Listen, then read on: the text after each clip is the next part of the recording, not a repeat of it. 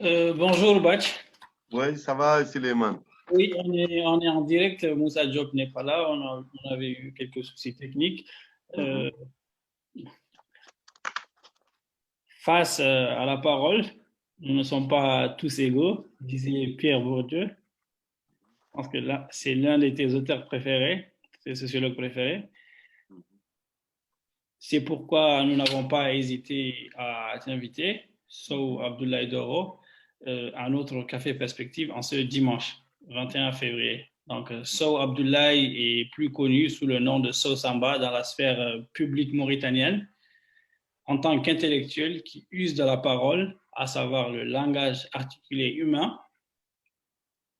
Il est parmi les principaux acteurs de la vie intellectuelle mauritanienne, voire africaine, connaissant les limites du langage, comme nous renseigne Bergson. Monsieur Sow est donc enseignant-chercheur à l'Université de Nouakchott en sciences sociologie, à la faculté de lettres et des sciences humaines, président, président du comité ERMGF, ce qui, si je ne me trompe, signifie l'équipe de recherche sur les mutilations génitales féminines. Et il est notamment membre du groupe Fribourg qui a rédigé la déclaration sur les droits culturels. Donc, loin d'être un doxosophe, savant apparent ou apparenté, Sow Abdoulaye enseigne la pensée critique dans un contexte social qui refuse toute épistémologie, théorie de la connaissance ou étude de la constitution des connaissances valables, pour paraphraser Piaget. Donc, beaucoup de personnes lui reprochent son ouverture d'esprit qui lui permet de débattre de sujets considérés comme des tabous sociaux et sociétaux. Ces tabous qui structurent nos façons de vivre, de voir, qui perdurent ou naissent aussi dans nos cultures contemporaines. La culture, donc, elle évolue. Donc, sa démarche scientifique par laquelle il appréhende le monde intellectuel ne manque de rationalité. Les invitations à débattre, comme cette invitation que vous voyez, ne sont pas partie remise chez Sow Abdoulaye, car il dit que le rôle d'un intellectuel est de mener le combat sur le terrain idéologique. En ce sens, il appelle au logismos, qui signifie raisonnement, tout en transcendant et en démystifiant les événements, choses courantes de la vie, par les paradigmes africains et universels, avec le sourire et loin de toute émotion. Donc, et vous allez comprendre cela au fil de l'intervention. Sow refuse la confrontation loin des idées. Il privilégie les rapports de force par les voies républicaines et le débat intellectuel entre les acteurs de la société civile. Donc, il enseigne le monde social des sociétés modernes que Bourdieu appelle des champs, donc, sous forme de sous-espaces sociaux. Nous avons le champ politique, champ artistique, champ économique, strict et autres, tutti quanti. Ces enseignements portent sur les différents conflits que ressortent ces champs, les différents conflits qui ressortent également de ces champs. On peut entendre par là des notions et concepts tels que rationalisme, structuralisme, fonctionnalisme, individualisme méthodique, actionnisme, interactionnisme, hélonisme méthodique et tant d'autres. Contre la hiérarchie sociale datant qui gangrène encore et toute forme de bonne gouvernance et démocratie en Afrique, il appelle à la méritocratie, à la méritocratie. La démarche scientifique, je l'ai dit tantôt, est sa lentille d'observation. Il nous apprend et fait comprendre que les sciences sociales doivent être les reins des appareils politiques et sociaux. Il appelle à une rupture avec ce que Durkheim qualifie de prénotion, c'est-à-dire les formes de représentation qui, pour Bourdieu, sont des opinions naïvement enregistrées. Ce que le monde social fait, il est capable de le défaire. Sow appelle à l'abandon de l'indifférence par une nouvelle forme de conscience collective et citoyenne. Vivre signifie être partisan pour Sow, à l'instar des penseurs comme Gramsci, qui nous a enseigné l'hégémonie culturelle, Et qui dit que sur la pensée de Karl Marx, les mécanismes culturels ont fait défaut. Donc, par ailleurs, Sow arrive à enseigner des personnages à la fois emblématiques et controversantes, donc, avec aisance.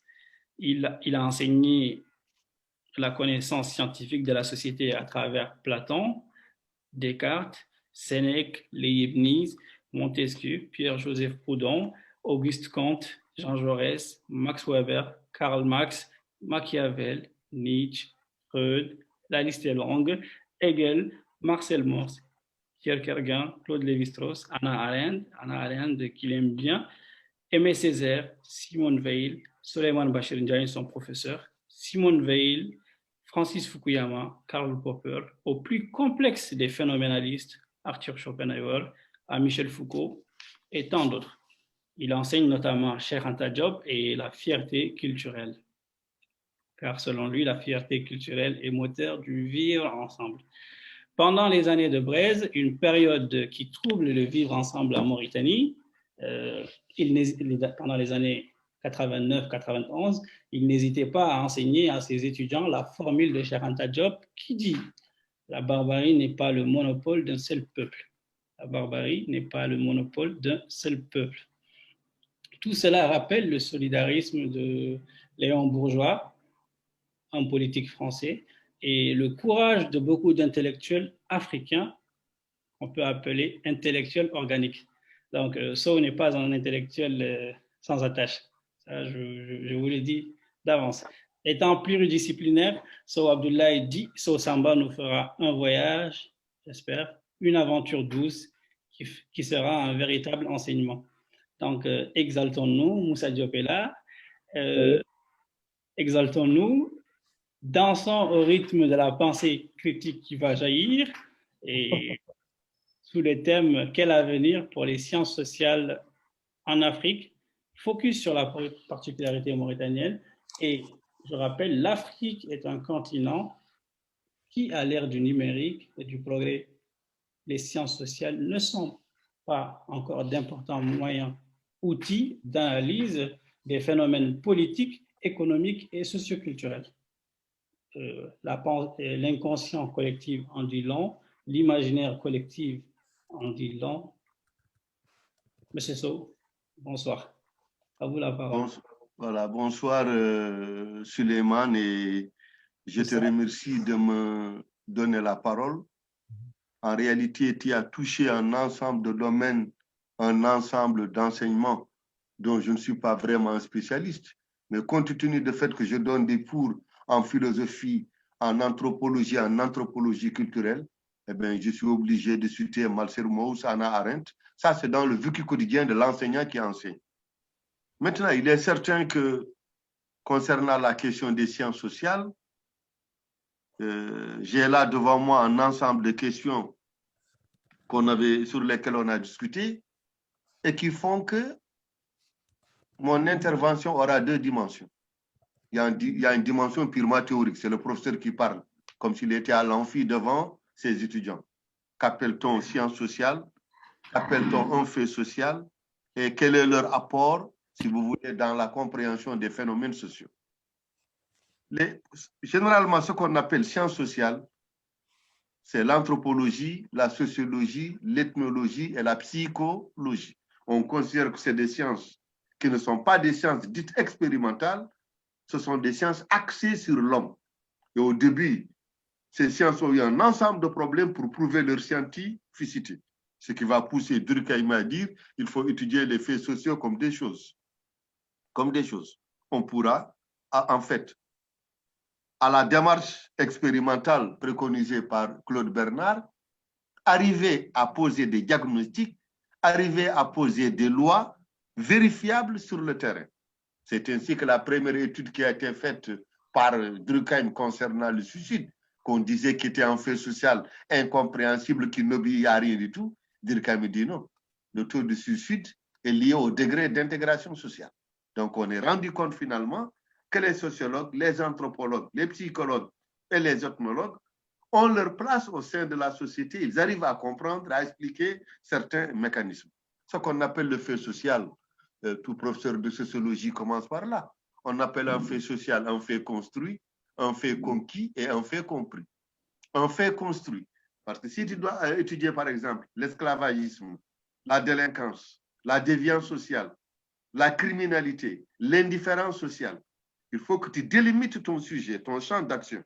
Il faut que par rapport à la réalité globale, tu dis, moi, voilà le phénomène que je veux étudier. Tu le construis par des concepts.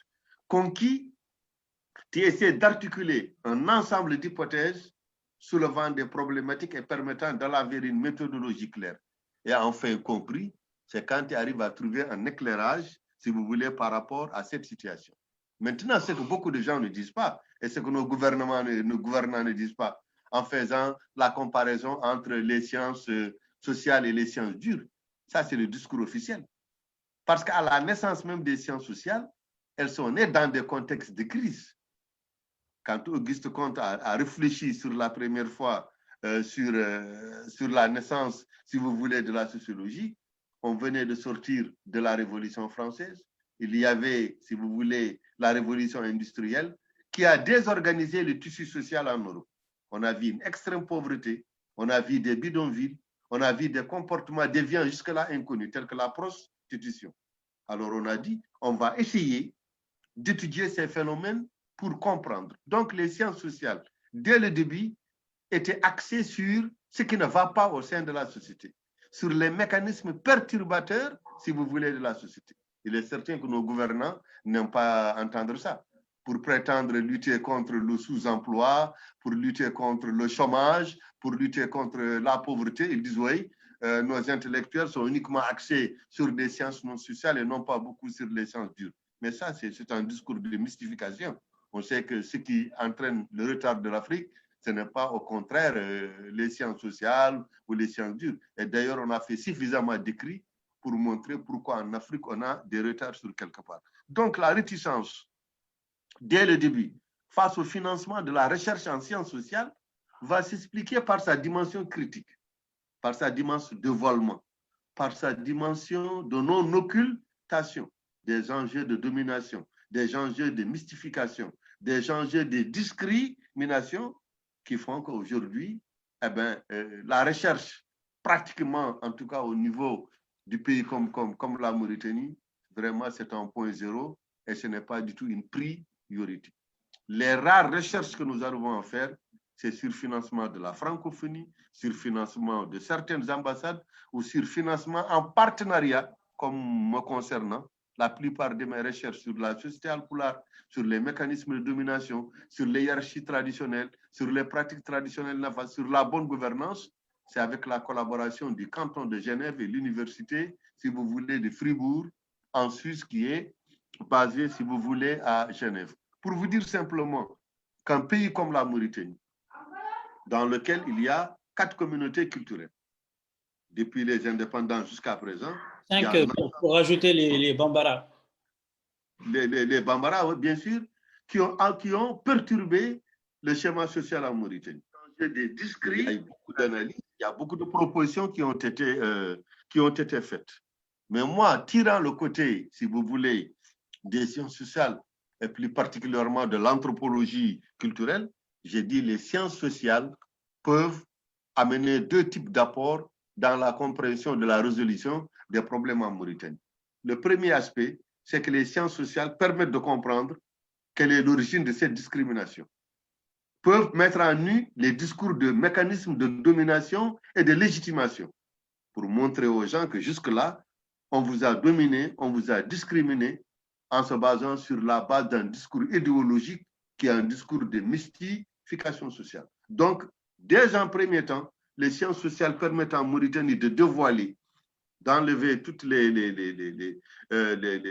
non-dits, d'enlever tous les discours qui ne tiennent pas la route pour arriver à les mettre, si vous voulez, à nu. Il y a donc, dans un premier temps, un effort de dévoilement, ce que j'appelle un devoir de quête et de compréhension, si vous voulez, des mécanismes de domination, des mécanismes de discrimination et faire des propositions pour le vivre ensemble. C'est le premier aspect. Le second aspect maintenant, c'est ce que j'appelle la phase de déconstruction. Une fois que les sciences sociales ont dit, voilà pourquoi il y a des pauvres, Voilà pourquoi il y a discrimination. Voilà pourquoi il y a l'extrémisme violent. Voilà pourquoi il y a la criminalité. Voilà pourquoi il y a l'indifférence sociale, qui est le degré zéro du vivre ensemble. Une fois qu'on a fait la topographie des lieux, on a recensé la plupart des problèmes qui perturbent la cohabitation communautaire. Stigmatiser et faire ressortir les dénis de citoyenneté, les dénis d'accès à la fonction publique, les dénis d'accès, si vous voulez, au lieu de diffusion de la culture, de la connaissance, en me basant sur la théorie de l'hégémonie politique de Gramsci qui parle des instances hégémoniques. Une fois que ce travail a été fait, maintenant, les praticiens des sciences sociales ont une très grande responsabilité. Il ne s'agit pas de s'arrêter simplement à recenser les concepts, à donner une intelligibilité de la réalité. Il va falloir maintenant passer à la seconde étape, qui est la seconde de la déconstruction. Une fois qu'on a compris, c'est de libérer notre peuple des préjugés ancestraux, c'est de libérer les populations des logiques de mystification pour essayer de le montrer tout de suite qu'est-ce qu'il y a. Si tu dis aujourd'hui, tu dis que tu es supérieur à moi, moi j'arrive à comprendre que nous sommes tous des êtres humains. On a les mêmes capacités intellectuelles, on a mis tout. Descartes dit le bon sens, c'est au monde de la chose la mieux partagée. Mais ça ne suffit pas. Il faut que je te dise, mais quel est ton argument pour dire que tu es supérieur à moi? Tu dis par la naissance ou par la pureté généalogique du sang? Une fois que tu l'as dit, moi je l'ai compris. Je le note en tant que praticien des sciences sociales. Mais ne pense pas que je vais te laisser, je vais m'arrêter là. Je vais te prouver que tout ton discours est un discours destiné simplement à mystifier, à dominer, à préserver certains privilèges. Parce qu'il est certain qu'aujourd'hui, il suffit d'utiliser l'argument scientifique très clair pour montrer qu'il n'y a pas quelqu'un qui a un sang plus pur que l'autre. La vaccination, elle est là, le don de sang, elle est là, le Covid, elle est là. Il n'y a pas de vaccin pour les Africains, vaccin pour les Occidentaux, vaccin pour cela. Maintenant, ce qu'on va remarquer, quand il s'agit maintenant d'accéder au vaccin, là, il y a une discrimination sociale, ça qui est le fait, si vous voulez, des politiques. C'est pourquoi en Afrique, les dirigeants, les hommes politiques ne peuvent pas beaucoup aimer les praticiens des sciences sociales. Aziz, pendant son pouvoir, ne faisait que l'apologie de la faculté de sciences, en disant que la poésie ne sert à rien, que les sciences sociales, il ne voit pas simplement l'utilité, en pensant que c'est parce qu'on fait des gens qui fabriquent des machines que l'Afrique va se développer. Aujourd'hui, ce discours de mystification a fait ses limites et aujourd'hui, nous nous battons tous pour que, au niveau des praticiens des sciences sociales, il puisse y avoir la mutualisation des moyens. Je travaille en transversal, tu le sais très bien, avec des Guinéens, avec des Ghanéens, avec des Sénégalais, avec des Maliens, ce qui nous a permis de faire un corpus sur le moral qui est le droit d'asile, n'est-ce pas, au sein des sociétés africaines traditionnelles. Mais il est certain que les pouvoirs en Afrique ne le font pas. Et au niveau des universitaires, le fait que nous fassions des recherches de manière dispersée, et que nous avions des moyens très, très faibles, qui a proposé l'image d'un CNRS en Afrique, ce serait l'idéal. Ce serait l'idéal si on peut mutualiser. Jusque-là, les seules recherches africaines en sciences sociales qui ont réussi ont été faites dans le cadre d'échanges sud-sud ou d'échanges entre le sud et le nord. Parce que nous avions des moyens extrêmement limités et nos États ne mettent jamais de l'argent, dans la recherche sociale critique. On a des institutions de recherche un peu partout en Afrique. Mais la plupart des institutions se limitent à l'archéologie, se limitent à des que je néglige pas, c'est des pans de notre patrimoine culturel. Mais quand tu vas au musée national, tu trouves là-bas des archives, tu trouves là-bas des trucs, on les commente, on les date, on les périodise, mais on ne les fait pas parler, on n'en découvre pas l'enjeu au sein de la société. Parce que quand je viens dans un musée, je suis africain et que je suis anthropologue de formation, on me dit ça c'est le musée de la Mauritanie, ça c'est le musée du Sénégal, ça c'est le musée de tel ou tel pays. La première des choses que me voit, ce n'est pas les objets que je vois au musée en tant que lieu culturel. C'est est-ce que l'ensemble des communautés culturelles sont représentées, si vous voulez, au niveau de ce musée. Et ce regard critique, ce regard de dévoilement ne peut être fait simplement que par un praticien des sciences sociales. Et je pense que cette revendication, si vous voulez, à l'égalité, à l'égale dignité des cultures, est quelque chose qui, au fond, simplement, si vous voulez, de la pensée. Heureusement que maintenant, et je termine par là, avant de vous donner la parole, beaucoup d'intellectuels, beaucoup de praticiens des sciences sociales de ma génération, avec l'impulsion de Cheikh Anta Diop, avec l'invitation d'Abdoulaye Bara Diop, qu'Allah ait pitié de lui qui est décédé, de Farika, ont commencé à écrire leur langue nationale, à raisonner dans les langues nationales. Aujourd'hui, quand je veux lutter contre l'abandon des mariages précoces, on me dit on les marie pour éviter ça, pour éviter ça. J'appelle ça des arguments culturels. Mais je maîtrise, alhamdoulilah, très bien ma langue et je n'ai pas la peine d'utiliser une autre langue. J'utilise les propres ressources de ma langue poulard pour appeler à la déconstruction et montrer que c'est faux. Donc, la question que tu as posée par rapport à la question des langues nationales comme facteur de développement, comme facteur de ciment social, comme facteur de diffusion de la culture citoyenne, c'est quelque chose d'extraordinaire. Mais là où il y a le vrai problème, c'est au niveau du champ politique. Tout ce qui peut éclaircir le giron politique, faire diffuser, vulgariser, promouvoir la culture démocratique et la culture citoyenne, il est certain que c'est rare de voir un État africain où vraiment on peut jouer sur cette question à 100%. Ça, il faut que ça soit très clair. Il ne s'agit pas seulement de la Mauritanie, il ne s'agit pas du Sénégal. C'est très, très rare de voir, si vous voulez, dans un pays, les pouvoirs mettre, n'est-ce pas, un ensemble de recherches, un ensemble de moyens pour la recherche critique. Et la raison la plus simple, que ce soit les danseurs, que ce soit les intellectuels, que ce soit les praticiens des sciences sociales, quand un chef d'État cherche à conquérir le pouvoir, il l'accompagne, il devient de ses amis. Une fois qu'il s'installe, ça devient ses premiers adversaires, ça devient ses premiers adversaires, parce qu'ils sont habitués aux éloges, ils sont habitués aux louanges. Alors qu'un praticien des sciences sociales, qu'il le veuille ou non, il a un esprit extrêmement critique et généralement, il pose son regard sur les lieux de tension sociale, sur les lieux de déni, n'est-ce pas, et sur les lieux de tension et de perturbation. J'ai été à Ségou dans un festival, j'ai fait une communication. J'ai dit, on peut être contre que les MNLA utilisent des armes, mais on ne peut pas nier la discrimination de leurs droits culturels. Ça, ce sont des faits. Ce sont des faits. Donc aujourd'hui, nous, en tant que praticiens des sciences sociales, nous disons que nous avions un devoir, nous avions aussi une très grande responsabilité. Cette responsabilité, c'est quoi? C'est avant tout oser et apprendre à se vivre en se fatiguant pour gagner sa vie, avoir une indépendance et une autonomie critique. Parce qu'un intellectuel tenaillé par les soucis du quotidien, il est certain qu'il y a des types de discours qu'il ne peut pas tenir. Et nos États jouent sur la vulnérabilité économique des intellectuels et des praticiens, si vous voulez, des sciences sociales.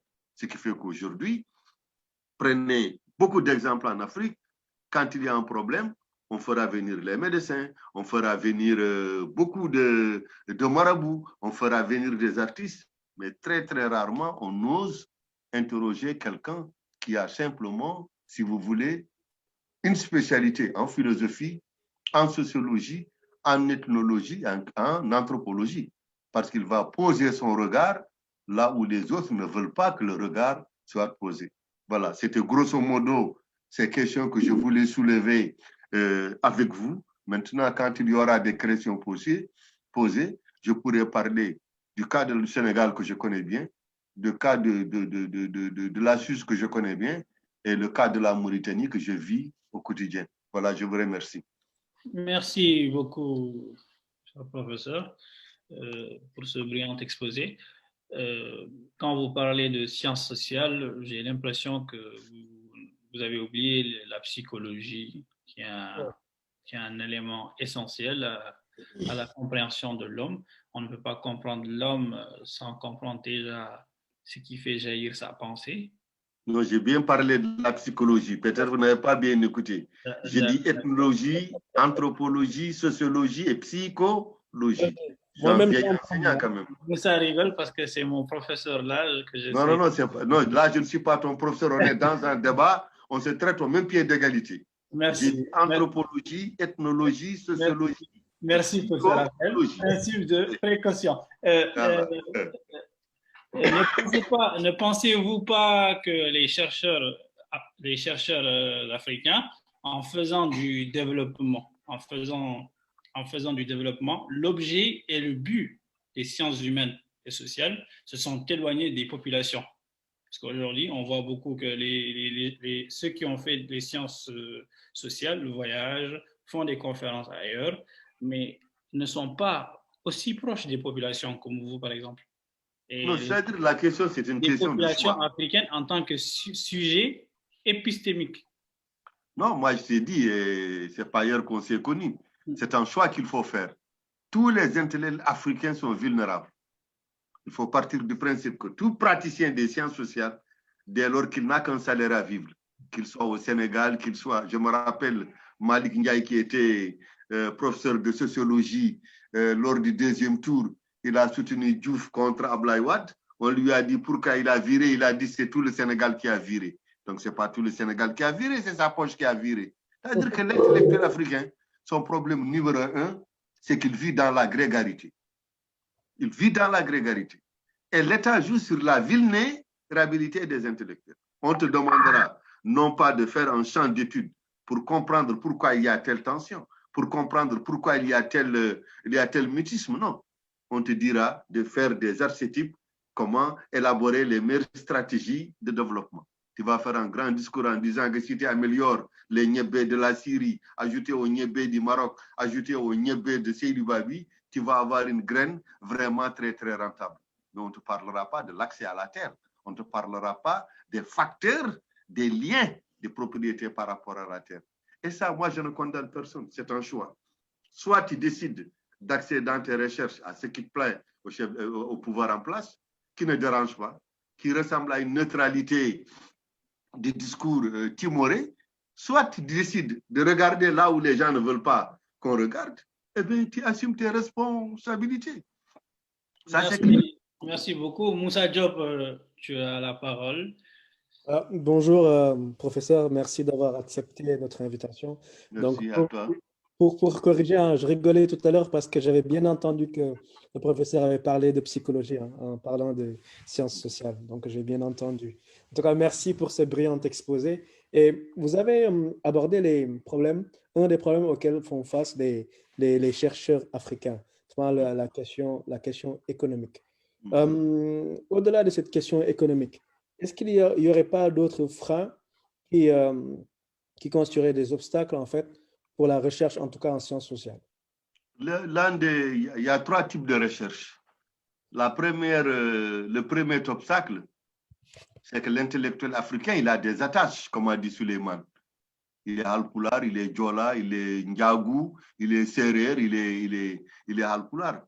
Moi, il y avait quelques années, quand je faisais mes cours à l'université de Saint-Louis, mon nom, Abdoulaye Sow, ne gênait personne. Aujourd'hui, quand je fais mon cours en master ou en première année, je suis spécialiste de droit culturel, mon nom Sow, on me regarde pour me dire vraiment que tu es Halpulaar. Ça, c'est né avec l'arrivée de Macky au pouvoir, qui a instrumentalisé cette communauté en disant que le Fouta, c'est mon titre foncier. Comment le Fouta peut être son titre foncier?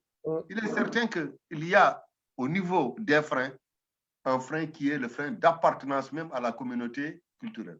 Je critique Macky, on me dit, mais pourquoi tu le critiques, tu es Halpulaar? Regardez-moi ce genre de raisonnement. Comme si un intellectuel ne devrait être que le porte-parole simplement de sa communauté. Ça, c'est le premier obstacle.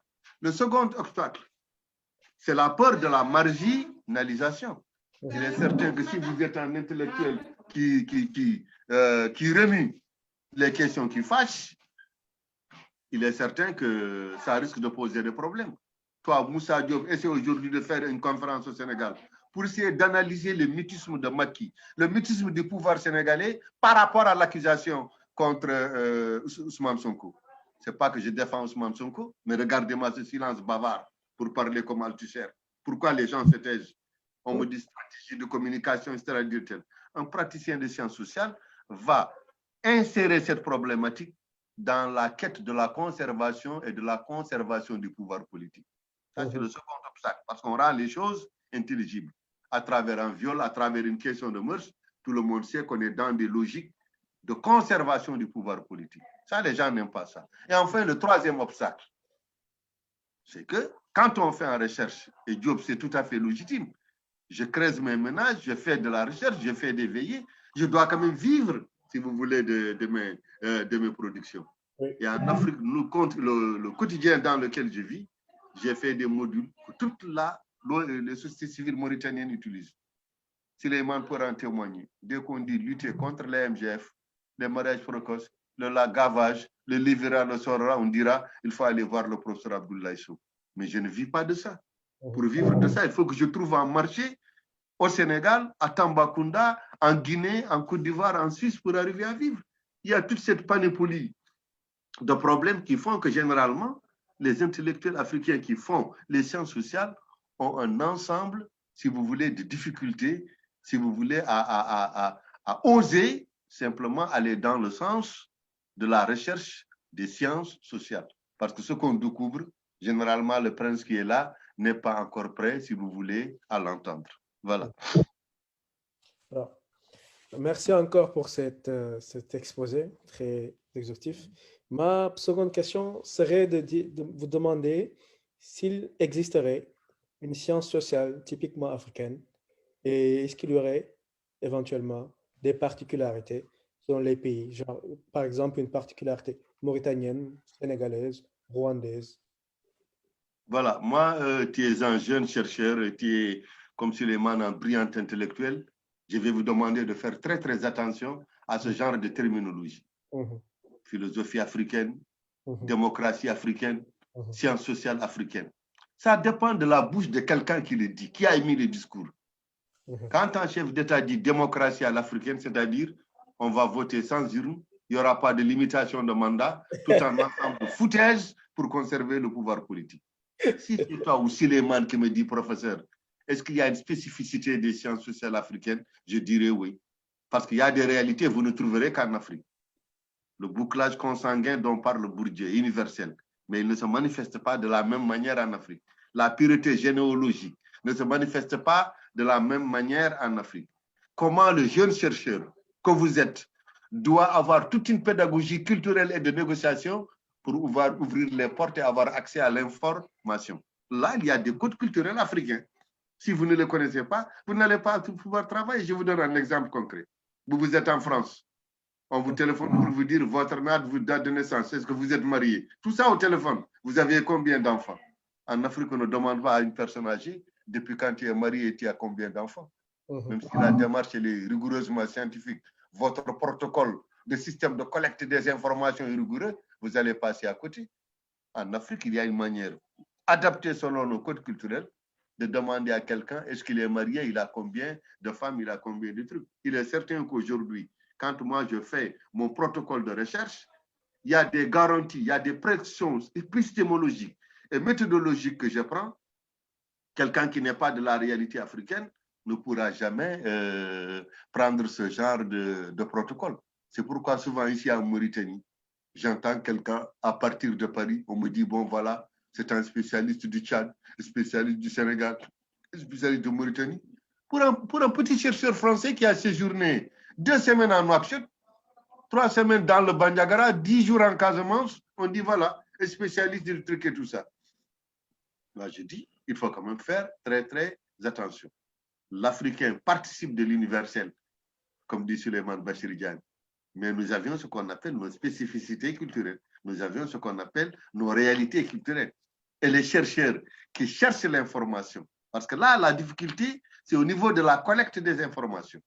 Il y a ce qu'on peut avoir à la bibliothèque, il y a ce qu'on peut avoir avec les griots, il y a ce qu'on peut avoir avec l'observation, il y a ce qu'on peut avoir avec les témoignages, mais vous savez, faire parler quelqu'un en Afrique, ce n'est pas facile. Donc, il y a un ensemble de précautions sur lesquelles qui me pousse à vous dire, oui, il y a une science sociale africaine si ça sort de la bouche de quelqu'un qui a une bonne intention. Mais le qualificatif à l'africaine, moi j'ai peur quand ça sort de la bouche d'un homme politique ou de la bouche de je ne sais quoi. L'authenticité africaine, Mobutu, l'authenticité éthiopienne, c'est Mengistu Haile Mariam. Donc moi je fais très très attention, si vous voulez, à ce vocable. Aujourd'hui, pour te montrer simplement un exemple classique de la spécificité africaine, nos familles, bien que nous vivons en couple, bien que nous marions, il est certain que la famille africaine, il y a un ensemble de réseaux de solidarité qu'on ne peut pas comprendre dans la sphère occidentale. moi, je suis en saut. J'ai des cousins Djaka Keïdi. J'accroche mon boubou que j'ai payé par la sueur et par mon sang. Un parent à plein santé vient, il prend ce boubou, il l'amène et la seule réponse, c'est le rire. Il est certain que ce mécanisme de parenté à plaisanterie parle de ça d'un petit Français qui est né à la Sorbonne. S'il ne trempe pas dans la réalité africaine, comment il va comprendre cela? Donc, Seydi Diop, je suis d'accord avec toi que nous avions nos spécificités.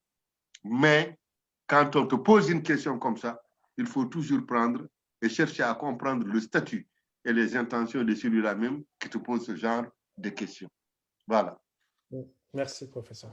Je vous en prie. Donc, merci Moussa pour tes brillantes questions. Merci Soso pour les brillantes réponses. Comment peut-on aujourd'hui valoriser le domaine de la recherche en sciences sociales, comme vous l'avez dit, dans un contexte où le secteur est plus que sinistré? Il y a deux sources de valorisation. Comme je te l'ai dit, que les intellectuels et les chercheurs produisent et ils les mettent à la disposition, si vous voulez, de la société civile. Il y a ce côté engagement personnel. J'ai rédigé des modules, comment lutter contre les mariages forcés, les gavages, les mariages tel et tel et tel. Je les mets à la disposition de la société civile. Il y a cette forme de valorisation personnelle. Mais elle n'est pas rentable, je vous le dis tout de suite. C'est un engagement citoyen. Tu vois de braves dames qui veulent se battre contre les violations faites aux femmes. Tu dis, bon, je vais vous accompagner.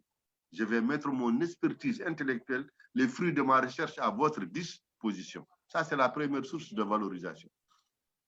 La deuxième source de valorisation des recherches, c'est un peu partout en Afrique. Tu as le prix concours général, tu as prix Shingiti, tu as prix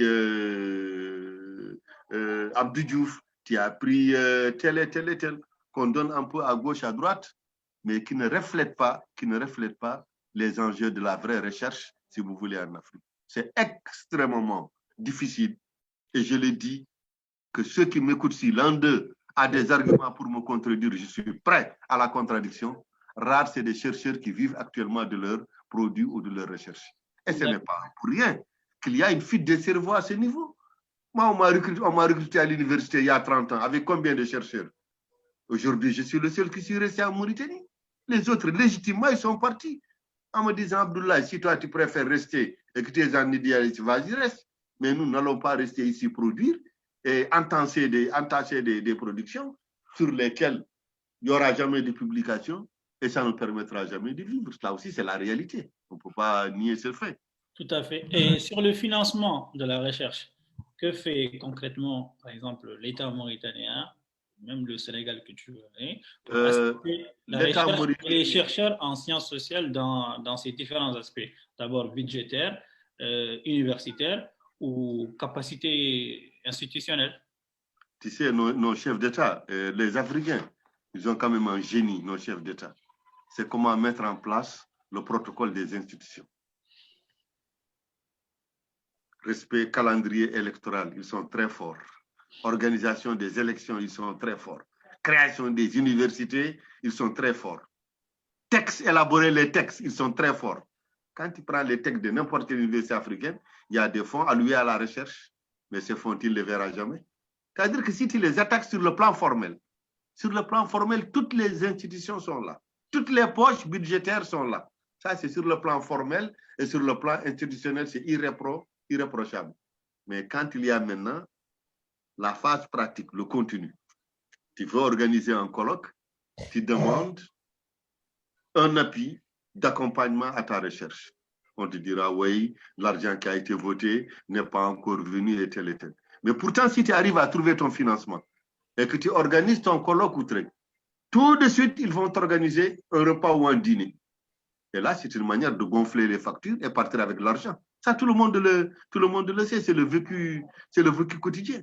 Je t'ai dit dans mes propos préliminaires, la plupart des grandes recherches qui ont été faites, c'est sur la base d'une démarche transversale dans un ensemble de chercheurs africains qui ont des partenaires occidentaux, américains ou chinois, qui ont fait un protocole, ils ont gagné un fonds qui leur permet de faire une recherche transversale. Je t'ai dit, c'est dans ce cadre que nous avions élaboré le corpus du Molaré que je peux vous envoyer sur Internet. Mais sinon, dans la vie de tous les jours, ce n'est pas une préoccupation, ce n'est pas une priorité. J'écoutais l'autre jour le professeur Mboup, qui est quand même un excellent virologue au Sénégal, qui disait que son laboratoire dernier cri qu'il a fait, c'est grâce à l'appui, si vous voulez, de l'Angleterre, de la France et des États-Unis. C'est-à-dire que la recherche, ce n'est pas une priorité. Sinon, on va mettre son argent dans des recherches folkloriques. Comment s'habiller les anciennes grand-mères, comment aller danser, tout ça, quelle était la forêt sacrée, comment les gens faisaient. Des recherches qui n'impactent pas sur le vécu quotidien, ni sur le plan du développement, ni sur le plan de la connaissance, et qui participent simplement de la fossilisation et de la crétinisation de nos populations et de la figée simplement de notre patrimoine culturel.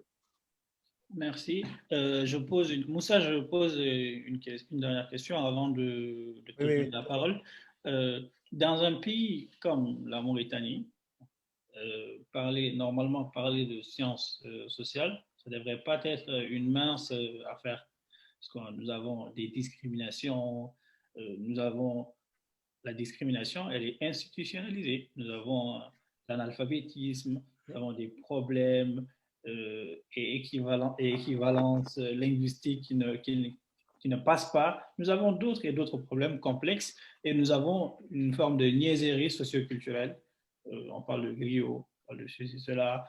Il n'y a pas une culture de l'éducation dans certaines familles au profil, qui sont griots, qui sont cela, et cela ne peut pas développer nos États. Donc, qu'en pensez-vous? Il est certain qu'au niveau de l'anthropologie, moi je pourrais vous envoyer le document, toi et Joe, par le mail. Pour comprendre tout cela, nous, on est parti d'un départ. On a dit, mais comment se fait-il que certains individus, durant toute leur vie, sont plongés dans ce que nous appelons les discriminations multiples à partir de la naissance. À partir déjà de ta naissance, la couleur de ta peau, ton statut, tous les privilèges liés à la naissance, tu vas passer toute ta vie à te battre pour essayer de faire disparaître cet ensemble de discriminations. Donc, l'interrogation critique que pose la science sociale par rapport aux enjeux d'exclusion, par rapport aux enjeux de pauvreté, parce que ce n'est pas la même manière du bourgeois. Quand on dit que tu es pauvre, parce que c'est Allah qui t'a rendu pauvre, et c'est parce que tu es pauvre parce que tu n'as pas hérité des terres de tes parents. Il y a là des logiques de mystification qu'il va falloir bien mettre en place. Je me rappelle les premières années de l'université. J'ai commencé à enseigner Gramsci, la génération de Babacar Oumar, de El Abdou Saleh, de Diop Mamoudou, de Soumaré Mamadou, n'est-ce pas? J'étais jeune et tout cela, j'ai introduit ce genre de module sur Gramsci, comment comprendre les enjeux du culturel. Qu'appelle-t-on un détenteur d'un capital culturel? Il fallait, tout en enseignant, je prenais la responsabilité de les outiller. Descartes dit philosopher, c'est vivre en ouvrant les yeux. Il fallait ouvrir les yeux de cette catégorie de jeunes pour leur montrer que les hiérarchies traditionnelles en Afrique, et plus particulièrement en Mauritanie, constituent un cancer social. Que rien ne justifie, La compréhension, elle est là et tout ça. Et je leur ai dit maintenant, une fois qu'on a compris cela, il faut aller aussi comprendre les privilèges intéressants. Toi, tu es envaurien, mais tu es issu d'une famille propriétaire terrien. Tu te battras pour la conservation de cela. Tout le discours que tu vas tenir sur l'excellence des traditions, c'est parce que simplement tu n'as ni bac, tu n'as ni brevet, mais c'est ta seule façon de vivre, c'est les privilèges liés à la naissance. Il est certain que ce genre d'individu, non seulement il est malhonnête, ce que Nietzsche appelle les blessés de l'existence. Ils vont s'accrocher, si vous voulez, à cela. Donc, c'est pour vous dire simplement que le regard que le praticien des sciences sociales pose sur la société va au-delà du descriptif. Il essaie de faire ressortir, si vous voulez, les nœuds des enjeux pour arriver à montrer que si nous voulons vivre ensemble, et je le répète, je l'ai dit un peu partout, il ne peut y avoir de vivre ensemble que dans un cadre social où il y a la reconnaissance, l'affirmation, l'expression pacifique de la pluralité des identités culturelles. Il ne peut y avoir de vivre ensemble que là où il y a la reconnaissance, l'affirmation et l'expression plurielle de la diversité culturelle. Sans cela, on est en train de tourner en rond. D'ailleurs, la preuve en est aujourd'hui. Quand j'entends quelqu'un parler de cohésion sociale et de l'unité nationale en Mauritanie, moi, je ne l'écoute même pas. Parce qu'à 90%, les gens font sortir des clichés, ils vont te ramener à la période de Mokhtar Ould Daddah, ils vont te chanter une Mauritanie nostalgique qui a complètement disparu, faire cette belle peinture, tout le monde applaudit et on s'en va. Hein. Un praticien des sciences sociales, il ne fonctionne pas comme ça. Il ne fonctionne pas comme ça, Suleiman. Merci beaucoup. Vous avez parlé de Mokhtar Daddah, celui avec qui les inégalités ont commencé en Mauritanie. Moussa Diop, tu as la parole. Oui. Merci, professeur. Merci, Suleiman, pour cette intervention. Moi, ma question, elle va peut-être pas concerner spécifiquement la Mauritanie, mais j'aimerais demander au professeur quel serait le rôle que les sciences sociales pourraient avoir dans moi, je vais expliquer ça, le contexte actuel africain qui est en prise avec à la fois le numérique qui avance à grands pas, l'accès aux trans de l'information, la pluralité de l'information, les velléités d'expression citoyenne qui se font montre un peu partout en Afrique, la défiance que les populations exercent vis-à-vis de leurs autorités. Quelle est la part des sciences sociales dans l'accompagnement déjà de ces mouvements-là, puis dans l'explicitation, la clarification en fait des enjeux qu'ils posent finalement? Le premier problème que le praticien des sciences sociales rencontre, c'est un problème joué à la question de transmission des patrimoines. Mmh. Un jour, tu te maries, tu as des enfants, tu as des filles, tu as des garçons, tu les élèves. Mmh. J'ai 60 ans, j'ai un garçon de 25 ans, une fille de 19 ans et un enfant de 14 ans. Mmh. Comment je vais leur transmettre mon patrimoine culturel, le mécanisme de transmission? Ils sont nés avec un ordinateur, avec l'eau, avec l'électricité, avec une diversité linguistique, avec l'accès à des informations que nous, notre génération, on ne pouvait même pas imaginer. Il y a un problème strictement personnel. Comment faire une pédagogie familiale de transmission, au moins du noyau invariant de notre identité culturelle? Ça, c'est le problème numéro 1, qui est purement personnel, que chaque praticien des sciences sociales essaie de trouver. C'est la raison pour laquelle on nous invite à la radio, à la télévision mauritanienne, pour nous dire, professeur, comment il faut faire. J'ai utilisé une métaphore en disant, nos familles ressemblent maintenant à des cimetières. C'est pour dire que la famille africaine bruyante, avec lesquelles les gens riaient et tout, depuis qu'il y a eu l'introduction de ces nouvelles techniques d'information, tu peux venir dans une famille, tu salues, on ne te répond même pas. On ne te répond même pas. Nos familles sont devenues extrêmement silencieuses. Et ce silence impacte négativement dans la transmission des patrimoines et dans le rapport père-enfant, père-femme et père-environnement. Ça, c'est le premier obstacle. Le second obstacle, difficulté rencontrée, c'est la libération de la parole dans l'espace public. Le champ démocratique, la culture citoyenne et démocratique n'étant pas profondément ancrée, maintenant on a accès à des moyens puissants d'expression. Les premiers à être perturbés, c'est les politiques. Il y avait radio unique, journal unique, information unique, point de vue officiel. La diversité de ces médias, la diversité des nouvelles font que les chefs d'État n'ont plus d'emprise et n'ont plus le monopole simplement de l'information. Au niveau des citoyens, tu verras sur Internet, on va mettre des photos, on va mettre des trucs qui sont vraiment obscènes parce que l'individu n'a pas encore compris l'importance de cet outil qui lui permet de se libérer et d'avoir accès à la connaissance, mais il ne voit que le côté folklore, le côté valorisation, le côté superficiel, et cela entraîne ce qu'on appelle des phénomènes de tension au sein de la société. Moi, je n'aime pas le phénomène de conflit de génération.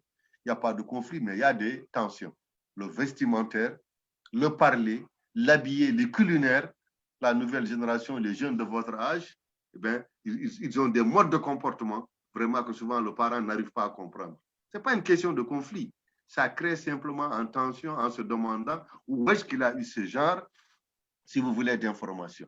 Donc, le rôle des praticiens sociaux, c'est d'accompagner cette forme d'aspiration des populations à la satisfaction de la curiosité publique. Quand il y a quelque chose qui ne va pas dans un pays et que le pouvoir cherche à l'occulter, il appartient aux praticiens des sciences sociales de mettre en place des canons culturels de communication pour dire voilà pourquoi il y a le silence. Voilà pourquoi ça ne marche pas. Voilà pourquoi les gens font de telles et telles choses pour que les gens simplement arrivent, si vous voulez, à comprendre. Ce rôle d'accompagnement, Seydi Diop, il n'est pas sans risque.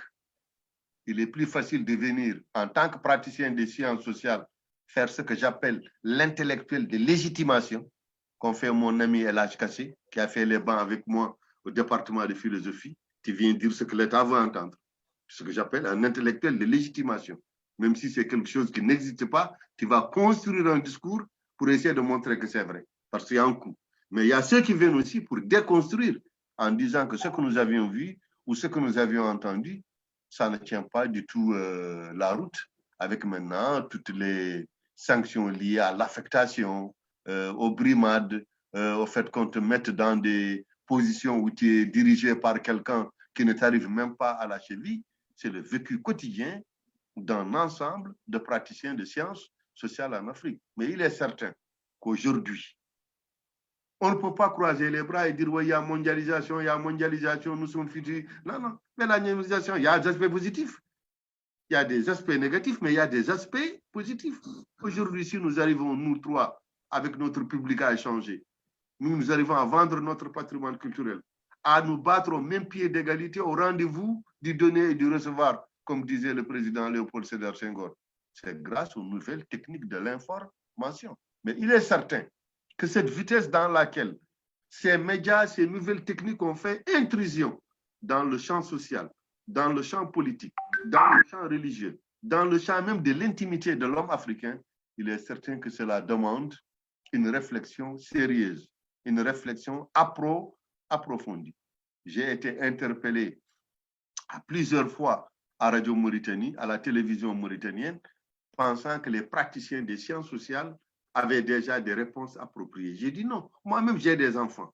J'essaie simplement d'instaurer une relation de dialogue, une relation autre que j'ai vue avec mes défunts parents pour essayer de voir est-ce qu'on peut vivre dans un climat apaisé, dans un climat ambiant qui facilite l'articulation de notre forme de pensée.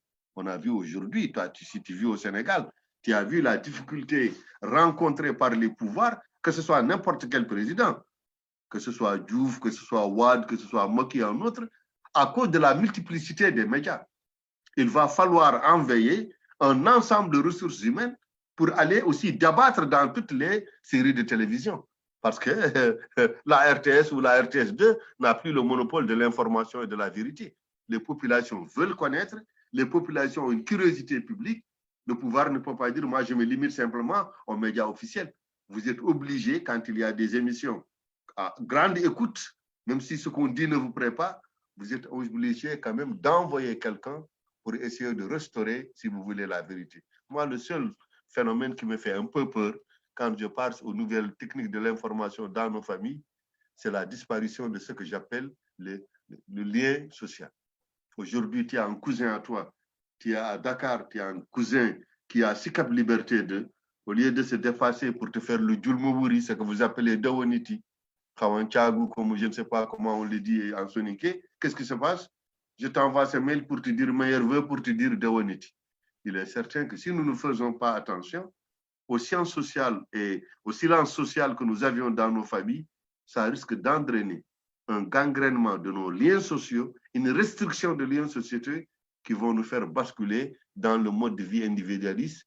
Et là, je ne souhaite pas que les Africains en arrivent à ce stade. Voilà, c'est idiot.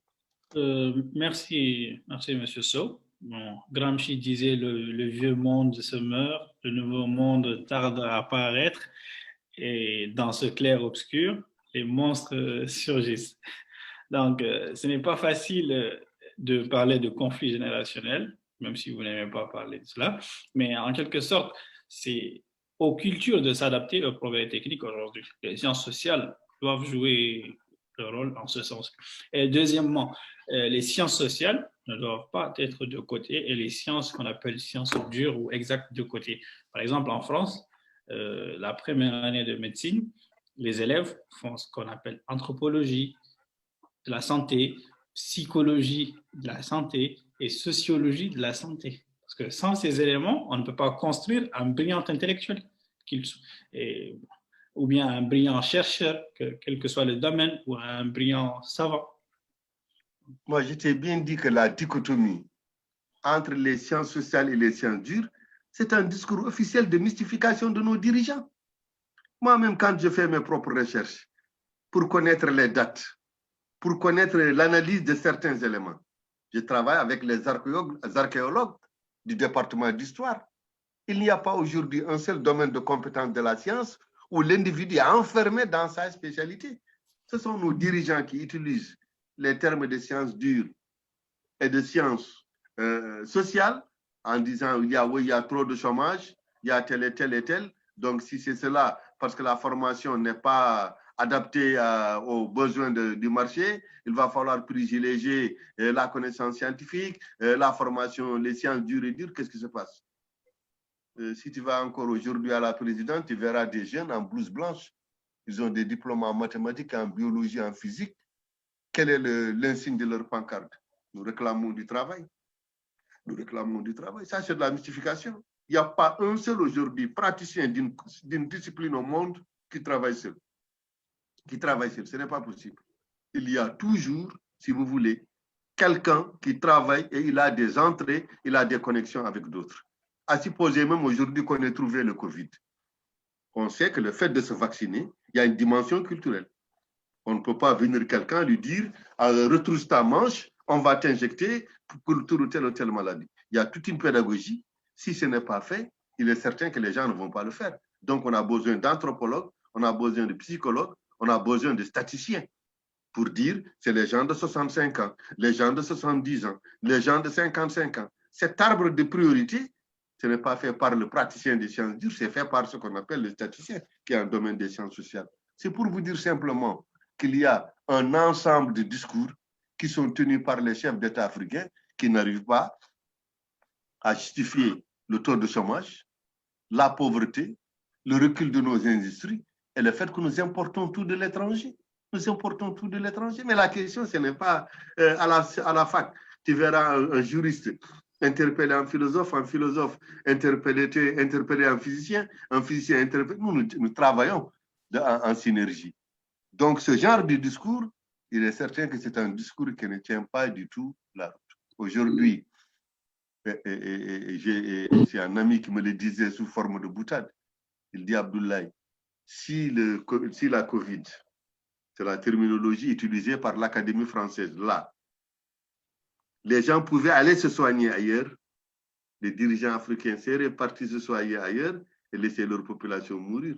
Pour la première fois, on a une maladie planétaire qui a mis à nu la mauvaise gouvernance en Afrique et le déficit non seulement des ressources humaines qualifiées, mais aussi le déficit des infrastructures médicales. Donc la question n'est pas au niveau de cette dichotomie, mais c'est au niveau du fait qu'on ne croit pas à la valorisation des compétences locales africaines. Je ne voulais pas en venir là, mais comme tu me pousses au pied du mur, je serai obligé de te dire cet argument massif. Nos dirigeants ne croient pas à la compétence et à la valorisation des ressources locales, que ce soit très clair. Très clair. Comment tu peux expliquer qu'un pays comme le Sénégal, la Mauritanie, la Guinée, même l'Afrique du Sud, c'est le Maroc qui leur envoie des masques, c'est le Maroc qui leur envoie des lits. Parce qu'il y a une volonté claire.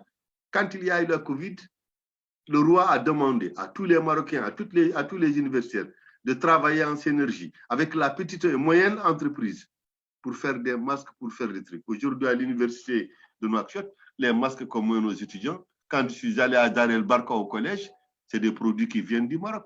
Donc, s'il y a la volonté politique, on peut faire ce genre d'accompagnement. Mais là où ça n'existe pas, et face au quotidien, on dira oui, on va restructurer l'enseignement supérieur, on va restructurer tel domaine, on va faire tel et tel adapté truc, on va faire une université à vocation agricole, à vocation élevage, à vocation tel et tel, mais la question n'est pas là. La question n'est pas là, Suleiman. Voilà.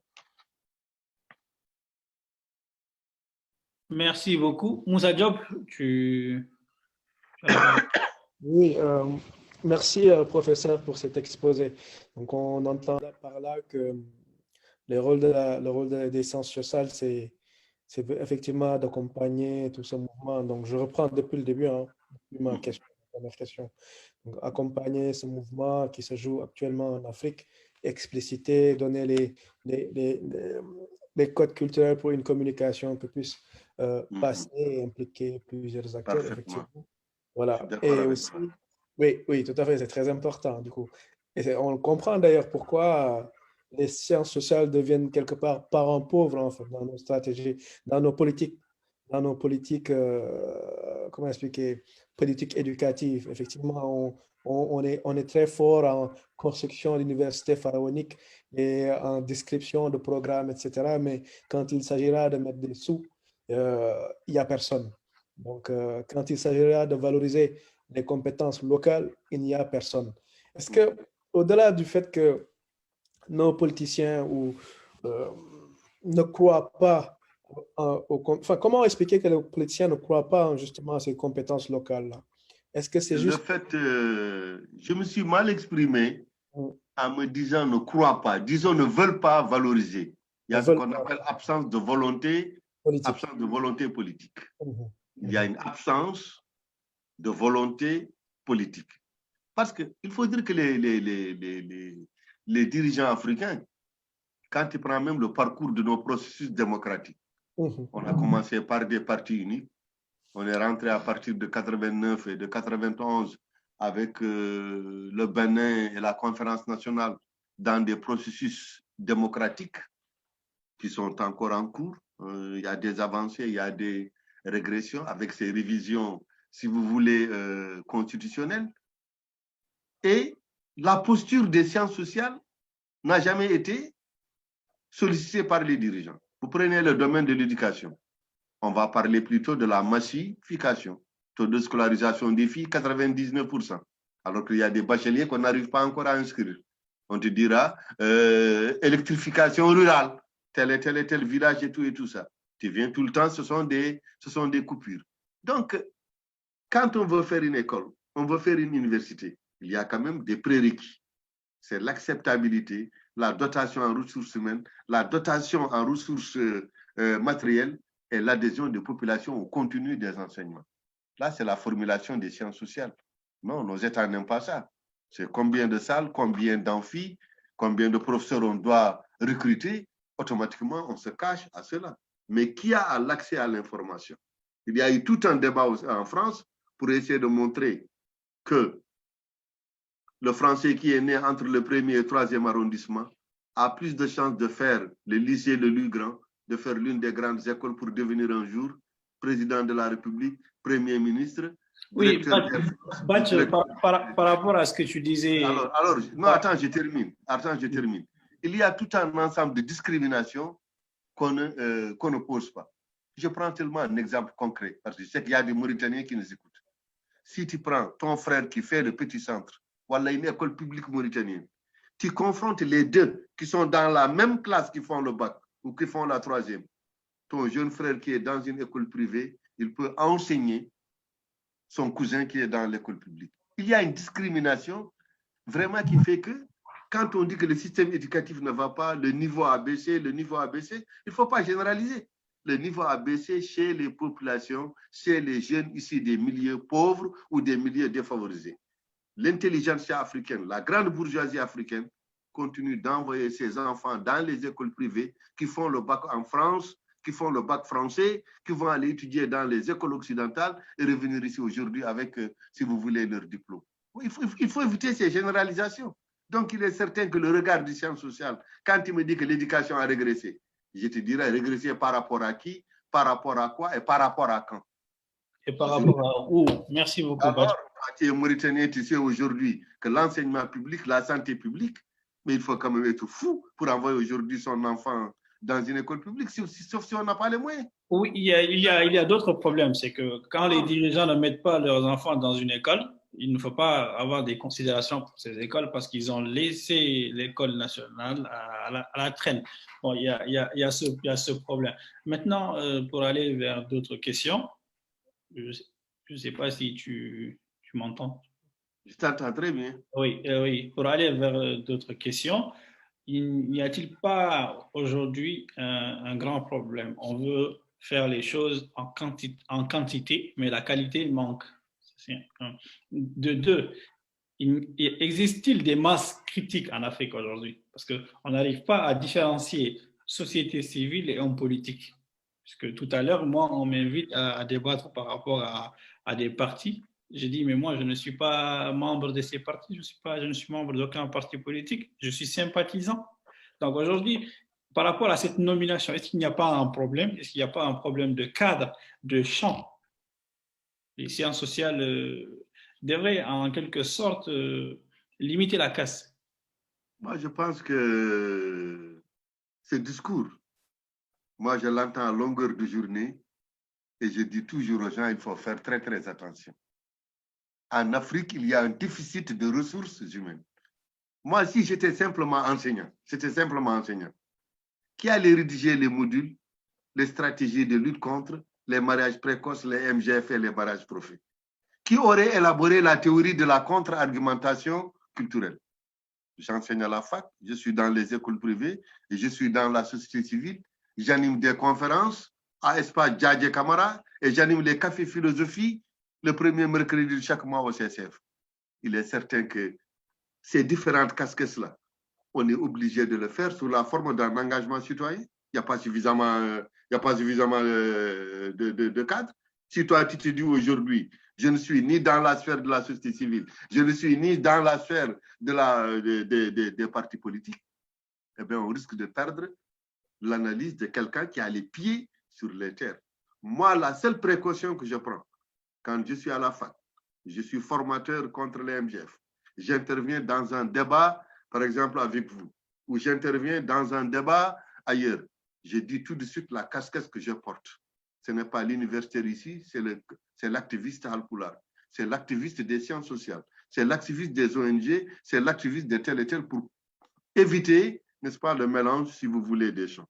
Quant à la quantification, n'oublie pas que nos États ont des obligations, ils ont ratifié la Déclaration universelle des droits de l'homme qui disent que les enfants, tout le monde a droit à la scolarisation gratuite jusqu'à l'âge de 18 ans ou l'âge de 16 ans. Donc, eux, au niveau de faire le rapport, ils envoient les rapports. Ce qui intéresse les bailleurs de fonds ou ce qui intéresse l'international, c'est quel est le degré d'enfants qui ont été scolarisés. Donc, l'État n'a pas à rendre compte sur la qualité de l'enseignement. Les organisations internationales s'en foutent de ça. On te dira simplement, vous avez une population de 3 millions d'habitants, dont 25% ont moins de 20 ans. Quels sont ceux qui sont scolarisés? Là, l'État va construire ce que j'appelle la massification du système éducatif. Et c'est sur ce plan qu'ils sont jugés. C'est pourquoi en Afrique, tu as vu la plupart des pays, on se fait la concurrence pour dire qu'on a 90% du taux d'alphabétisation, 90% de taux de tel de filles scolarisées. On est dans le registre de la massification. On n'est pas dans le registre de la qualité de l'information. Ça, c'est le deuxième aspect. Le troisième aspect, c'est quoi? C'est heureusement maintenant qu'on a une diaspora qui n'est pas une diaspora extravertie. Et ça aussi, ça gêne les pouvoirs publics en Afrique. Il y a des informations auxquelles nous n'avions pas accès ici. La première génération de migrants, on était parti pour boire et manger, pour construire. La deuxième génération de migrants a enfanté des intellectuels comme vous, des gens qui savent que leur destin, ce n'est pas seulement en Europe, mais qu'ils ont aussi un destin en Afrique. Ils ont un devoir par rapport aux sociétés africaines. Et cela gêne beaucoup les dirigeants, parce qu'il y a des informations, nous, avant de les accéder ici, vous les avez données en Europe et c'est vous qui nous répercutez ces informations. C'est ça gêne beaucoup actuellement les pouvoirs en place qui ne s'attendaient pas à ce surplus qui permettait aux praticiens des sciences sociales de comprendre la légitimité et l'approche au niveau du système éducatif, au niveau des logiques de domination. Je terminerai simplement par un seul exemple. Et cet exemple, on le retrouvera dans tous les pays africains. On veut construire une école. Quelqu'un qui est député, quelqu'un qui est maire, va mettre l'école dans un emplacement dont la seule logique est le clientélisme politique. Tu vas mettre une école à côté de ton village ici. Je sais pas si tu es de Djougountrou, de Bouli ou de Ar. Tu vas faire un village où ton village, il n'y a que 5 habitants. Tu vas construire là-bas un collège et un lycée, alors que les autres vont faire chaque jour 7 km à l'aller, 7, 4 km. L'essentiel, c'est tout. C'est que la construction de ces lycées est un signe, n'est-ce pas, de ton intérêt que tu marques pour ta localité. Ça, ce n'est pas seulement valable pour la Mauritanie, c'est valable pour la plupart des pays africains. L'essentiel, au moment de faire le rapport, on dira tel village, il y a 200 000 inscrits, tel village, il y a 300 élèves inscrits. On est dans le registre de la massification et non pas dans le registre, si vous voulez, de la qualité. Il n'y a pas 2 mois, j'ai quitté l'université, je suis passé devant la GBM que tu connais, le ministère de la fonction publique était là-bas. J'ai vu des jeunes manifester. Je n'ai rien compris. J'ai demandé à quelqu'un, il m'a dit, oui, c'est des gosses qui enseignent depuis des années. Ils sont des auxiliaires de l'enseignement secondaire et élémentaire. Comme ça fait 6 ans qu'ils ont, ils veulent quitter le statut simplement d'auxiliaire, ils veulent être intégrés à la fonction publique. Tu penses que ça mérite une manifestation? Donc, on est dans des domaines, je te dis, ici, les sciences sociales, vraiment,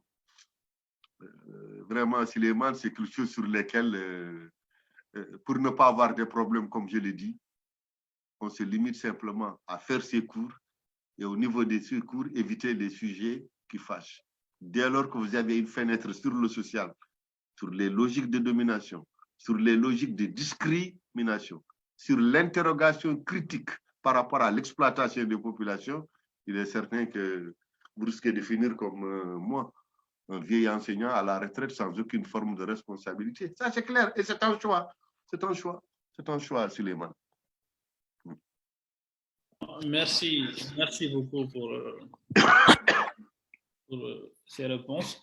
Aussi, par rapport à l'avenir des sciences sociales en Afrique, est-ce qu'il y aura une génération qui pourra assurer la relève? Parce qu'aujourd'hui, tout le monde veut s'orienter en banque, finance. Oui, la question, elle est... En tout cas, j'ai fait un constat. Moi, quand je parle, je préfère toujours dire des choses qui sont vérifiables. La plupart des enseignants-chercheurs que je connais, leurs enfants sont extrêmement éloignés de ce qu'on appelle les sciences sociales. Ça, c'est le premier constat que je fais. Je commence par un constat personnel et de proximité géographique. Je ne connais pas à la fac, dans mon entourage, quelqu'un qui enseigne anthropologie, sociologie, psychologie, qui a un enfant qui s'intéresse à ce genre de matière. Ça, c'est le premier constat. Donc, automatiquement, l'image du père intellectuel brillant et tout ça, au niveau génération des gens comme vous qui veulent le bien vivre et le bien-être tout de suite, s'oriente vers des matières en fonction de l'emploi, en fonction du marché, en fonction de la flexibilité du travail. On ne peut pas reprocher ça aux nouvelles générations. Mais nous avions une chance. Nous avions une chance, ce sont les nouvelles techniques de l'information. Aujourd'hui, on peut partager nos publications. On peut partager nos recherches. On peut demander des clarifications. J'élabore ici des hypothèses, je les envoie à Saint-Louis. Je formule un texte, je l'envoie à Suleiman Bachir Diagne, qui jette un regard. C'est-à-dire qu'aujourd'hui, l'essentiel, c'est la volonté. Parce qu'une fois que tu as dit, il y a obstacle, mais c'est comment faire pour contourner aujourd'hui cet obstacle. Les gens de ma génération ont été formés, nous nous formons d'autres. Mais on a pu garder à travers les mails, à travers les réseaux sociaux, un cadre d'échange qui permet aujourd'hui de faire des réflexions raffinées, de faire des colloques extrêmement poussés sur des questions concernant, si vous voulez, l'Afrique. Donc, le destin, pour moi, on a une chance, si les gens acceptent, si vous voulez, de s'engager dans ce créneau, on a aujourd'hui une très, très grande opportunité, vraiment, d'échanger nos travaux, de faire rencontrer nos enseignants, de partager nos axes de recherche, et ce qui fait qu'aujourd'hui, ce qu'on appelle dans le milieu universitaire l'échange sud-sud a fait ses preuves. Avant d'amener un anthropologue ou un professeur de médecine de Paris, je prends celui qui est à Dakar ou à Saint-Louis ou au Togo. On a quelque part en Afrique aujourd'hui des sommités sur lesquelles nous nous partageons. Non seulement c'est moins cher, mais aussi les gens acceptent de travailler dans certaines conditions qu'un occidental n'aurait pas pu accepter de faire dans ce genre de réalité. Donc pour moi, ce n'est même pas une question de relève, c'est une question de partage. C'est une question de partage. Et je trouve tout à fait légitime que la nouvelle orientation s'oriente vers quand même les métiers de service qui sont plus rentables, qui sont moins concernés par le chômage. C'est tout à fait légitime. On ne peut pas critiquer cela. Mais nous disons aussi, nous ici au niveau des sciences sociales, nous avons une chance. Cette chance, c'est quoi? C'est le partage de nos expériences. Mais là aussi, et chaque fois que j'écris, je dis aux étudiants, je dis à mes élèves, je dis à mes étudiants, je dis à mes collègues chercheurs, il faut simplement dans la vie avoir cette qualité qui permet d'être un bon chercheur, c'est la modestie. C'est la modestie. Il n'y a pas plus dangereux qu'un intellectuel qui tombe dans l'autosuffisance. Dès qu'un intellectuel refuse, moi par exemple en philosophie, il ne me viendra jamais à l'idée de me comparer à Suleiman Bachir Diagne. En sociologie, il ne m'arrivera jamais l'idée de chercher à compétir avec Mamoussé Diagne, avec Abdoulaye Bara Diop, avec Boubacar Ly. Mais c'est le fait d'accepter que le statut de chercheur en sciences sociales s'accompagne de l'alerte précoce de tous les jours. Tout le temps, tu es en train de t'informer. Tout le temps, tu es en train de te performer. Et la deuxième qualité, c'est la modestie. Apprendre à savoir que celui-là, il est meilleur. À côté de lui, je dois chercher l'information. Mais sinon, même si vous avez la plus grande bibliothèque, si vous n'avez pas ces qualités, vous ne pourrez pas faire un bon chercheur. On est pris par le temps. Il nous reste 10 minutes, ce qui me donnera la chance de poser d'autres questions, ou plutôt l'opportunité. Vous avez parlé de Mamoussé Ndiagne qui disait que dans une des vidéos que j'ai écoutées, Mamoussé Ndiagne, il est enseignant, il est de Saint-Louis, Saint-Louisien, enseignant, professeur à l'université, ancien élève des grandes écoles.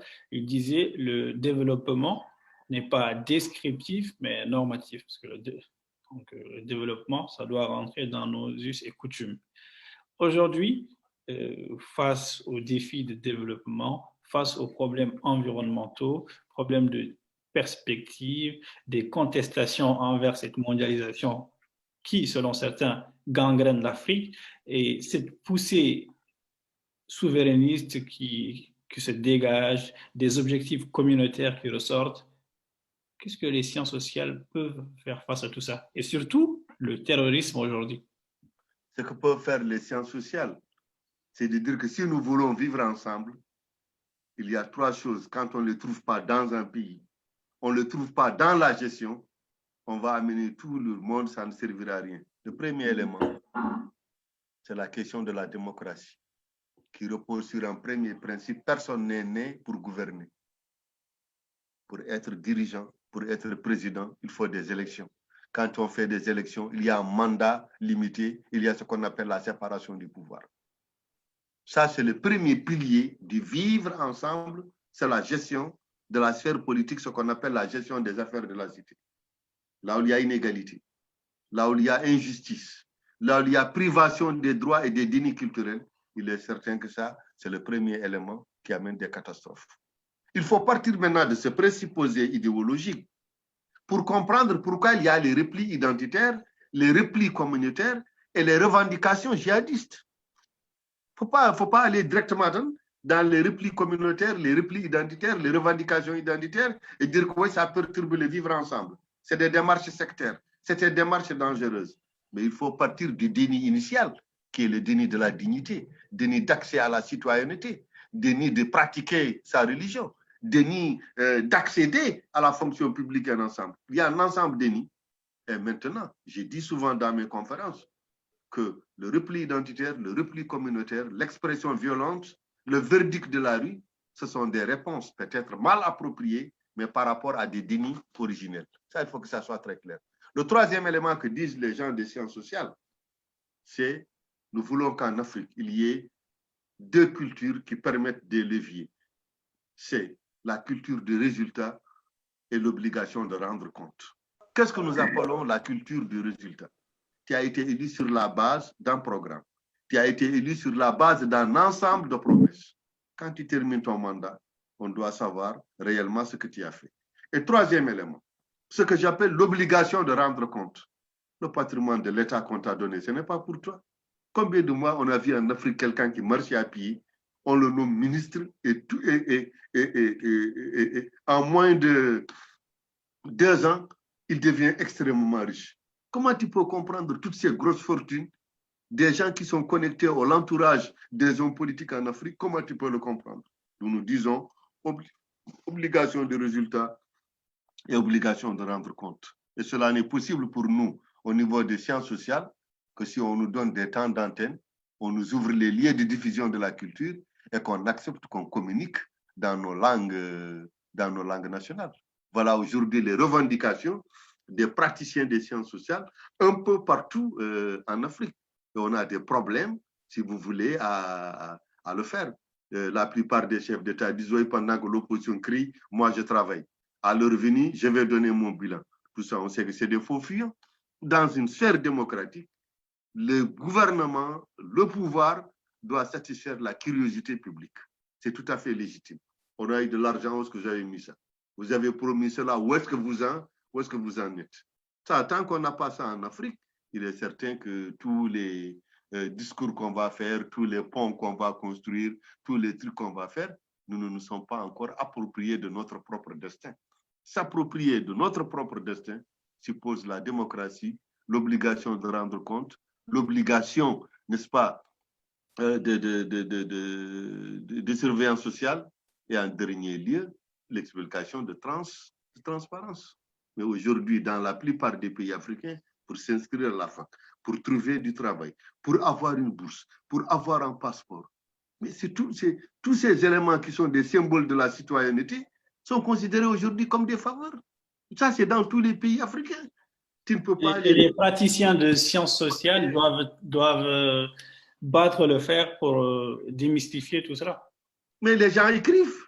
Mais ce que je t'ai dit dès le début, toi, tu es là à Bordeaux, il fait frais, tu es bien habillé comme ça, tu siffles un café très chaud, tu vas griller. Mais je ne bois pas de café, dommage. Mais canard, tu vas bien manger ça. Et nous, on est là enfermés dans la faim. Vous êtes en train de rigoler. Non, mais je te dis la vérité. Nous sommes tenaillés par le quotidien. Mais professeur, il ne faut pas en quelque sorte tromper les gens. C'est pas parce qu'on est en Europe qu'on est bien. Parce qu'en Europe, il y a des gens qui souffrent aussi. Il ne faut pas. Moussa, juste pour finir, il ne faut pas qu'on oublie ce problème parce qu'on est là, il nous reste 5 minutes. Et pour revenir à une question que je voulais poser avant de poser la question d'un internaute, Ali Koïta, qui dit. Ali Koïta, que je vais poser après. Aujourd'hui, en Afrique, on a des problèmes. Par exemple, à travers la mondialisation, il y a des crises existentielles qui dégagent ici et là. Et l'Afrique, que fera l'Afrique? Quel apport les sciences sociales pourront donner par rapport à l'identité sexuelle, par rapport à la génération et tant d'autres? Et je vais poser la question de l'internaute. Il dit que pourquoi en Afrique, la politique est perçue par certains comme un moyen d'amélioration des conditions sociales. J'ai dit au passage bien de choses à mon jeune frère Ali Koïta, qui est un brillant intellectuel, mais j'ai dit en Afrique, je reprends la formule du célèbre professeur Cheikh Abdoul Doudou Cheikh. En Afrique, les États, c'est des États boutiques. C'est des boutiques. Le premier raccourci le plus rapide pour devenir riche, c'est de faire de la politique. C'est un guichet où chacun passe à son tour, il se plaint les poches et il disparaît. C'est lié même au mode de fonctionnement, si vous voulez, de nos États. Quand Macky a fait la déclaration de son patrimoine, 7 milliards, tu n'as pas une industrie, tu n'es pas banquier, tu n'as mené que des fonctions politiques. 8 milliards. Avoir 7 milliards de francs CFA. Quand tu sais que le salaire ne sert qu'à faire vivre l'individu. Et les salaires que nous avions en Afrique n'arrivent pas à nous faire vivre correctement. Donc, le champ politique devient la sphère la plus facile pour s'enrichir.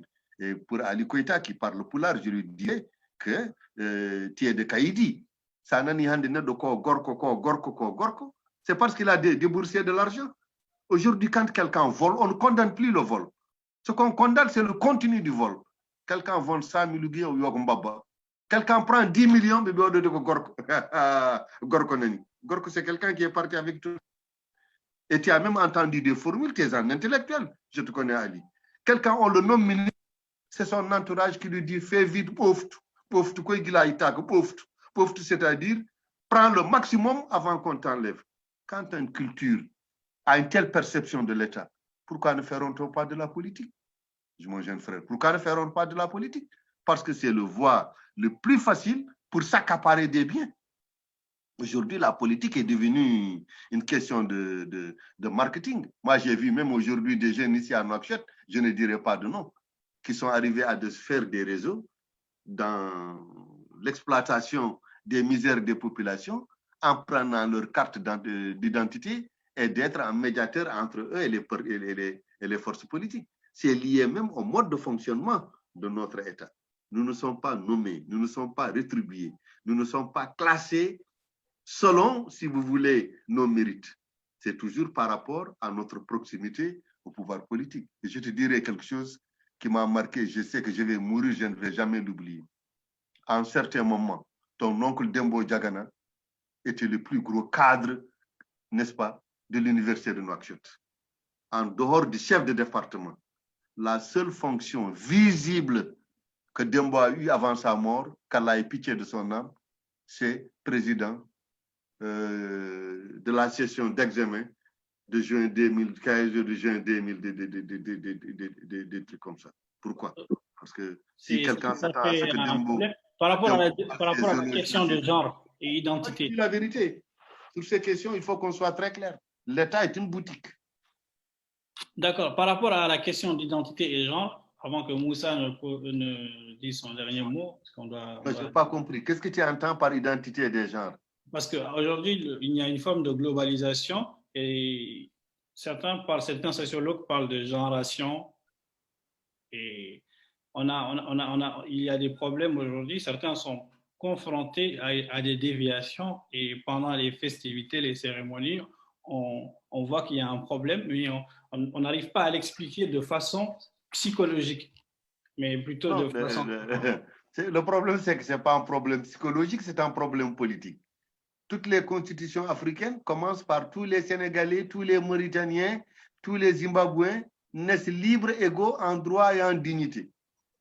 Cette globalisation, sans tenir compte de nos spécificités, diront que tous les Marocains ont le droit de se marier. Tous les trucs ont le droit de se marier. Il y a encore quelques années, quand je faisais mes cours d'anthropologie culturelle, je définissais le mariage comme le rapport d'un contrat légalisant les rapports sexuels entre un homme et une femme. Aujourd'hui, je dis simplement légalisant des rapports entre deux individus, je m'arrête là. Parce qu'il y a tout un ensemble de revendications identitaires sexuelles qui sont liées au fait que nos démocraties, quelque part, on n'a pas mis des verrous, on n'a pas mis des garde-fous. Aujourd'hui, que ce soit en Mauritanie, que ce soit en Maroc, quand tu prends quelqu'un qui est homosexuel ou qui est transgenre, qu'est-ce que tu peux faire? Tu vas le calmer à la police pendant 3 jours. Tu auras toute la presse internationale sur toi. Tu auras tous les grands des droits lomistes sur toi. Et finalement, tu vas le libérer. Cette interrogation aujourd'hui de la question du genre pose par rapport à notre vécu quotidien, qui est une forme quand même de transgression de notre environnement commun. Parce que je ne pense pas qu'un intellectuel puisse arriver à combattre les gens en essayant d'aller en avance, n'est-ce pas, des normes de sa culture et des normes de sa religion. Mais c'est un problème aujourd'hui actuel qui est lié à l'article 1 de toutes nos conditions.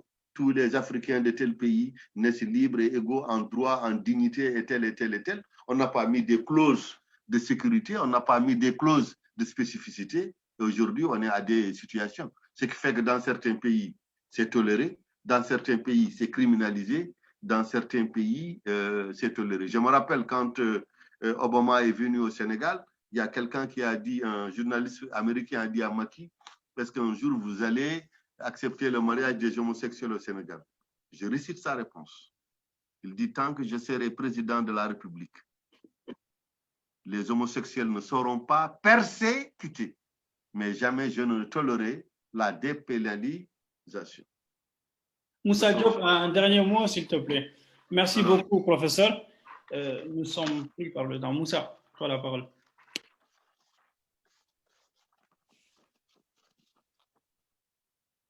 Non, mais en fait, un dernier mot plutôt tout à l'heure, pour faire juste la remarque. il soulignait plutôt il y a des conditions matérielles dans lesquelles il faut être placé pour pouvoir faire de bonnes recherches. Quand on est, quand on n'est pas dans ces conditions-là, on ne peut pas faire la recherche. Intervention, je crois, de Amadou Ali Dien qui l'expliquait en Philippines. Il expliquait que quand vous venez, les Africains qui ont produit vivent en Occident. Moussa, ta connexion n'est pas tellement claire, mais je vais essayer de rapporter ce que je veux dire. Il parle de conditions pour faire de la recherche et autres. Il a pris l'exemple de Amadou Ali Dieng, qui est feu Amadou Ali Dieng, qui est décédé Que je récemment. connais personnellement d'ailleurs. Et il a dit que les rares intellectuels africains qui ont produit parce qu'ils étaient en Europe. Parce que là-bas, il y a le silence nécessaire, il y a la bibliothèque nécessaire, il y a le cadre familial nécessaire pour faire de la recherche, pour accoucher d'une idée. C'est vrai quelque part. Ce n'est pas l'apologie du mariage avec l'Occident ou de rester en Occident. Mais nous, en Afrique, qu'est-ce que nous faisons? Nous avions des bureaux. Des fois, nous fermons nos portables. Des fois, nous arrivons à trouver des lieux d'isolement pour nous livrer à la réflexion. Mais dans la famille, ça, c'est extrêmement difficile d'avoir cette concentration, ce cadre vraiment qui est propice à la recherche. Mais une fois qu'on a fait le constat, on cherche des solutions. Il y a des bureaux à l'université, il y a le centre culturel français, il y a différentes bibliothèques, il y a différents endroits où on peut se cacher momentanément et se livrer à la réflexion. Ça, c'est vrai. Ça, c'est vrai. Il est certain que le mode de vie occidental qui se prête en Occident, où je suis chez moi, je sais que dans 10 jours, personne ne viendra me déranger. Le seul dérangement, peut-être, c'est mon téléphone qui sonne. Et ça, si je ne veux pas, je ne décroche pas. Moi, aujourd'hui, pour faire cette réunion avec vous, j'ai vidé les membres de ma famille. J'ai demandé à mon enfant de ne pas se connecter, de connecter son PlayStation pour avoir le Wi-Fi pour vous parler. Quelque part, on exerce de la violence dans son entourage pour arriver simplement à réfléchir. Ça, c'est la réalité, on ne peut pas le nier. Maintenant, une fois que j'ai dit qu'il y a un problème, il faut chercher des solutions. On a des bureaux, on a des amis, on a le centre culturel, on a des lieux où on peut s'isoler pour essayer de faire quelque part la réflexion.